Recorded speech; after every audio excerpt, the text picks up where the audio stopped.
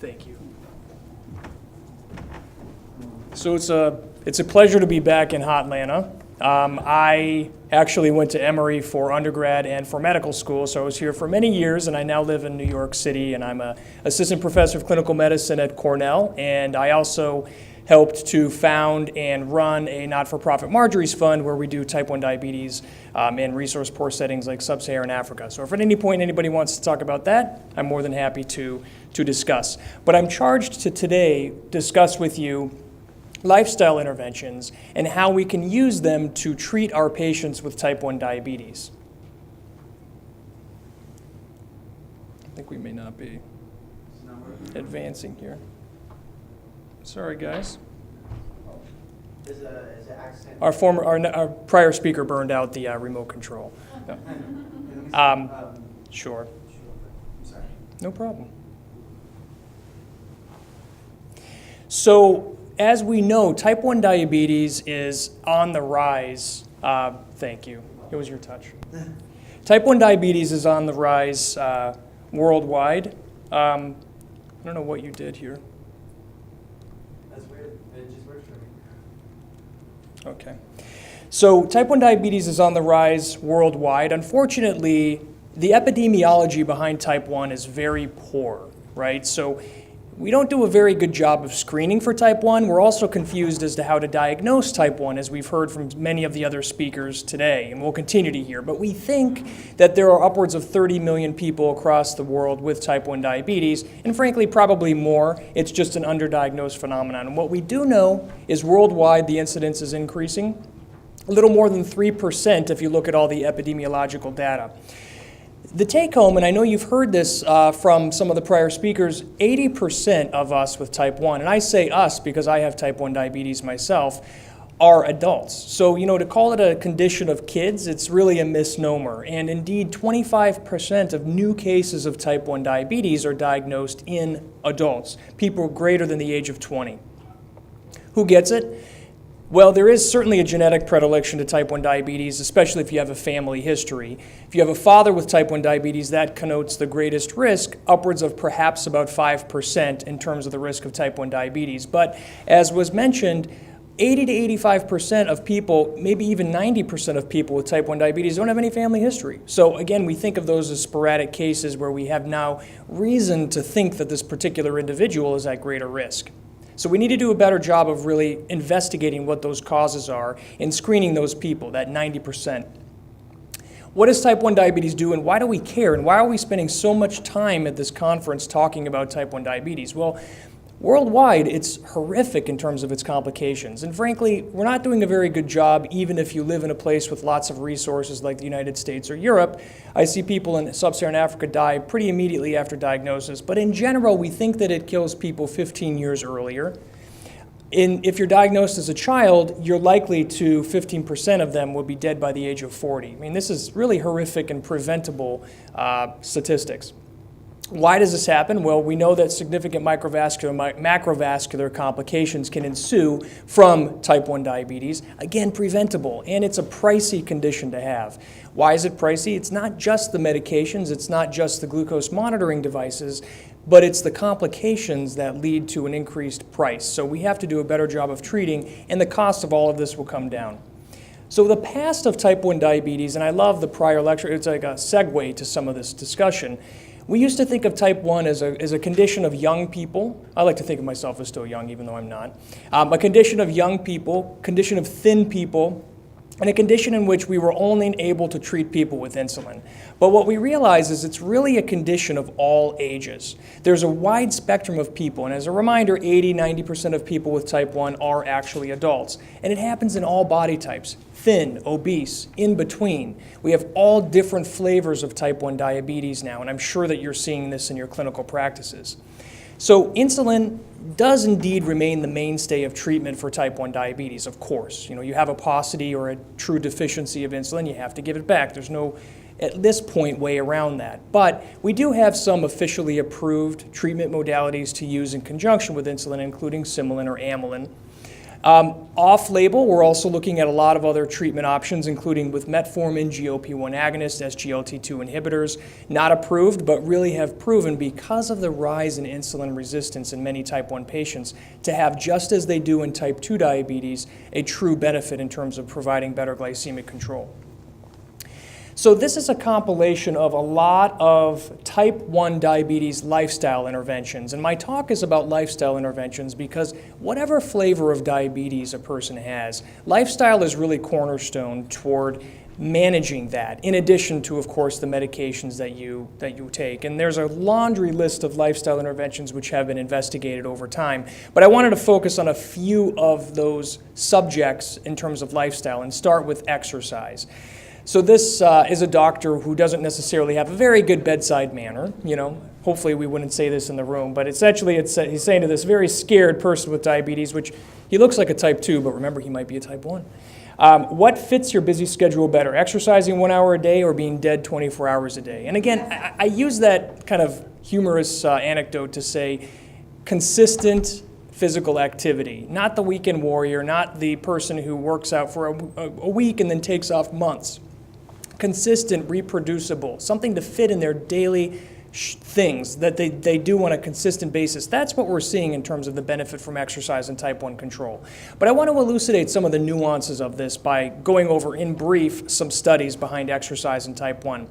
So this was a very small study out of Austria of 26 type 1 diabetes patients, which looked at the effect of an exercise regimen on endothelial function. And they looked at brachial arteries and ocular fundus endothelial function. And they wanted to see if the exercise led to long-lasting endothelial improvement. And what they saw was that, of course, during exercise, they saw the endothelial function improve during the study on the brachial side as well as the ocular fundus side.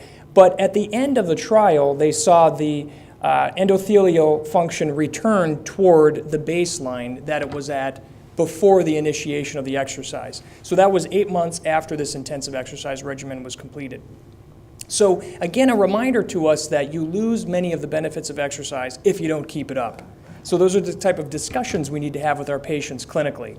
Another small study, this one being out of Australia, of 7 type 1 diabetes patients, looked at the differences of different types of exercise on the effect on glucose as well as some other counter-regulatory hormones. And it looked at a group of 7 who on 2 different occasions underwent high-intensity exercise or what was considered to be moderate-intensity exercise, and then had their glucose and counter-regulatory hormones measured.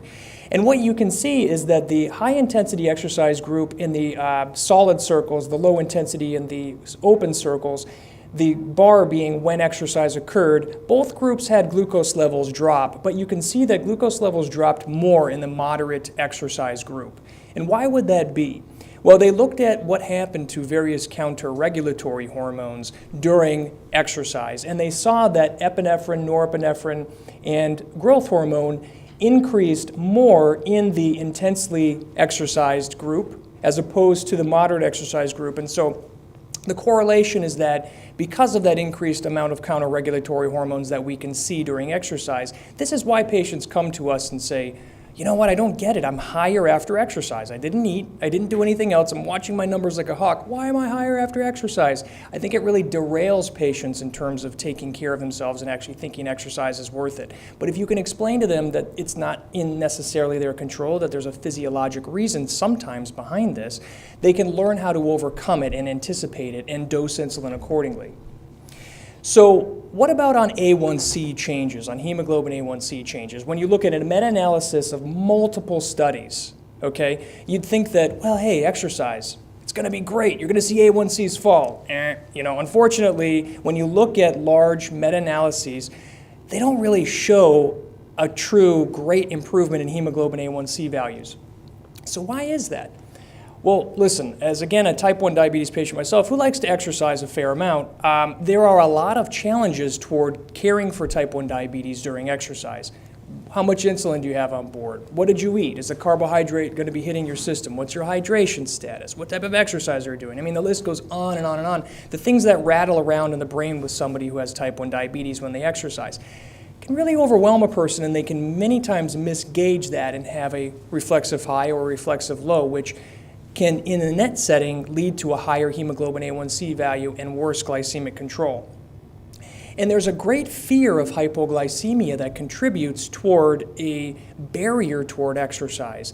And this is a small study out of Montreal of 100 type 1 diabetes patients who underwent a questionnaire as to what they self-perceived to be barriers toward exercise, why they weren't exercising.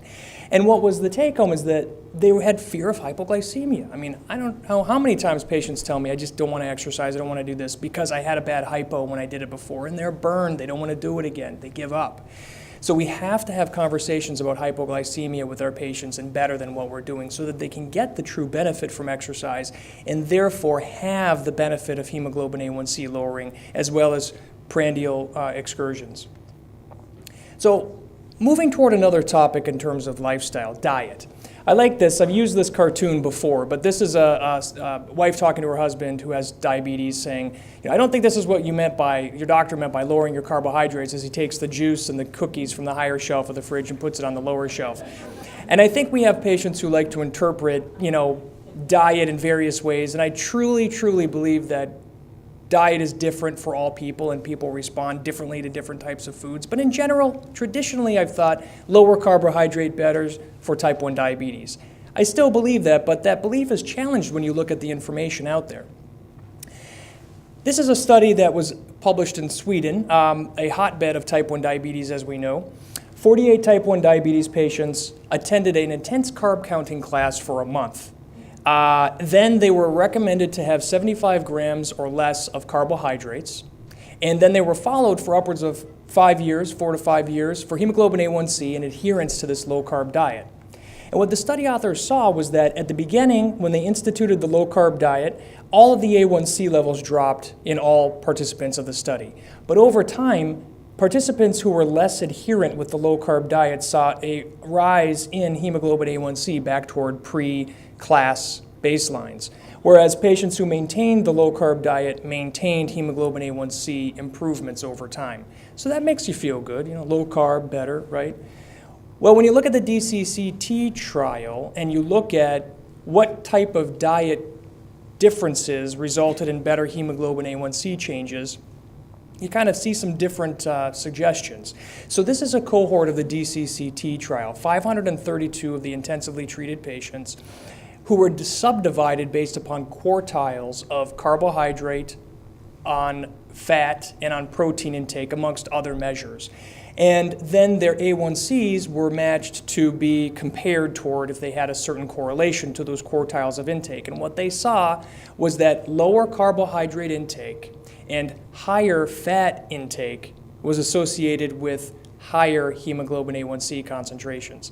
Somewhat antithetical toward what a lot of people think, but the question is, why would that be? And when you go back and you look at the information and you think, okay, this wasn't necessarily powered just to look at this particular topic, you realize that we're still not having a good enough discussion with patients. And in this particular study, since this study, we've learned a lot more about the impact of fat, protein, and carbohydrates and how they interact and how if you have more fat, you're going to delay the absorption of carbohydrates. You might need to time your insulin dose differently. You might need to split your insulin dose up.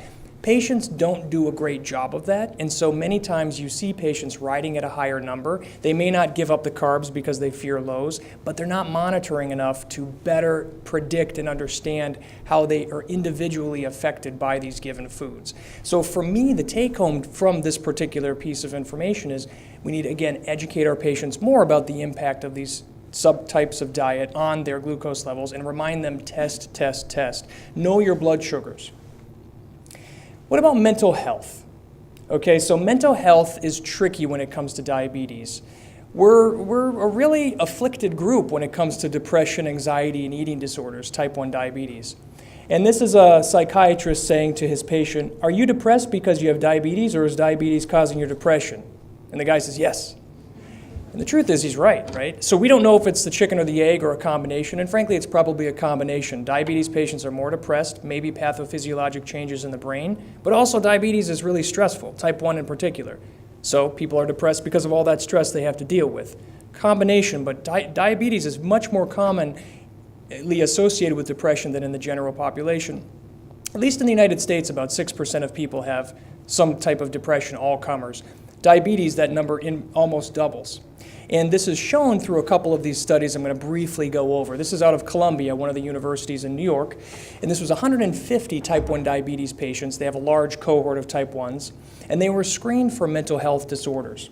And what they saw was that amongst those 150 patients, over 11% of them screened positive for depression, 21% screened positive for anxiety, 20% screened positive for some sort of eating disorder, bulimia, anorexia, diabulimia, and then more than 14, almost 15% screened positive for 2 of those things. And you look at the percentages of those patients, and that's a high percentage. And you think about the barriers toward good diabetes control.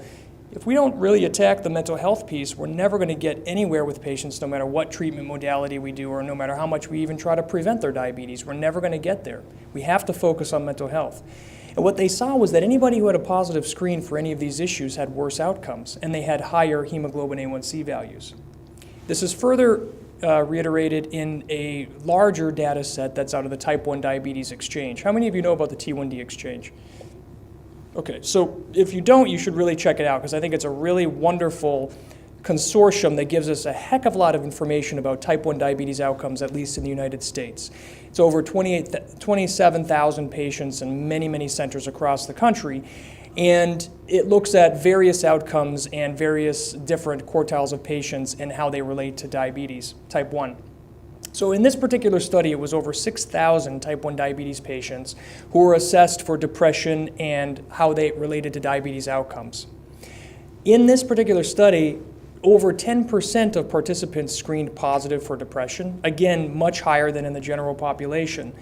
And what they saw was that people who scored the highest on this depression scale had higher hemoglobin A1C values. So this is the depression scale here, and this is the hemoglobin A1C value, and you can see that the highest A1Cs were associated with the highest levels of screening in for depression.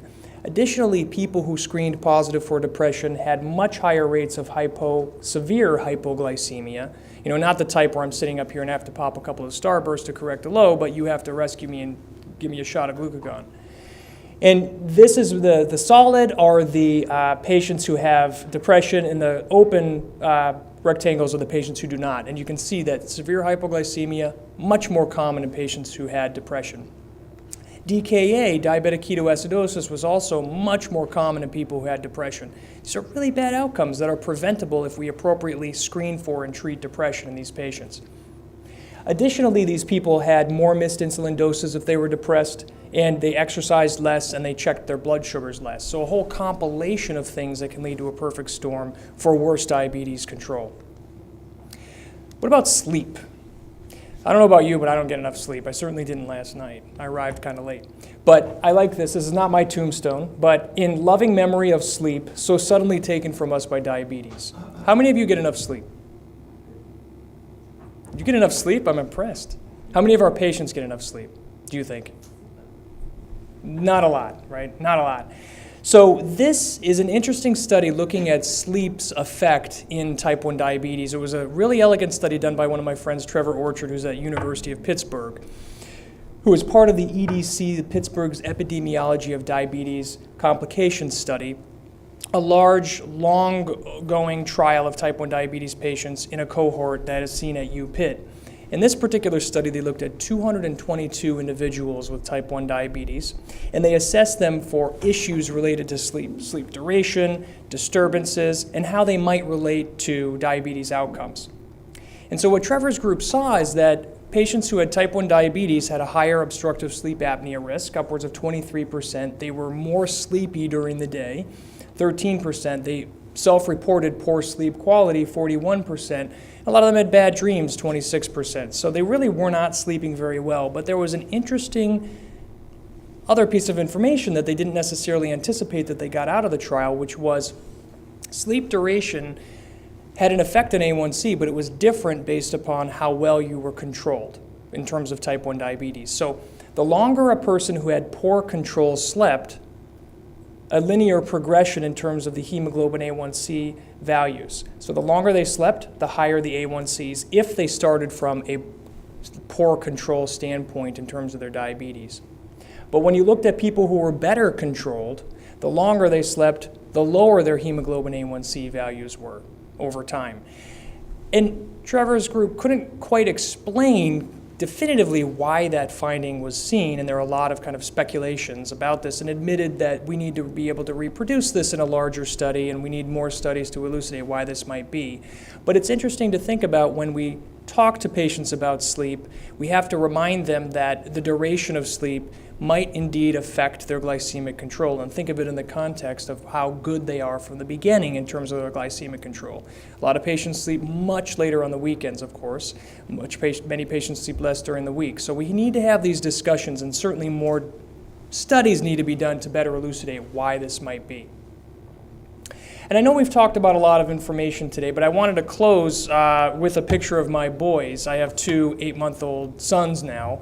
I have much less sleep, and they're the result of this decline in my sleep function and hygiene. They're worth it, most certainly, but that's Joey on the right, the little lion at Halloween, and that's Eddie on the left, my monkey. And good guys, definitely causing the dads to be quite sleep deprived. But thank you for listening.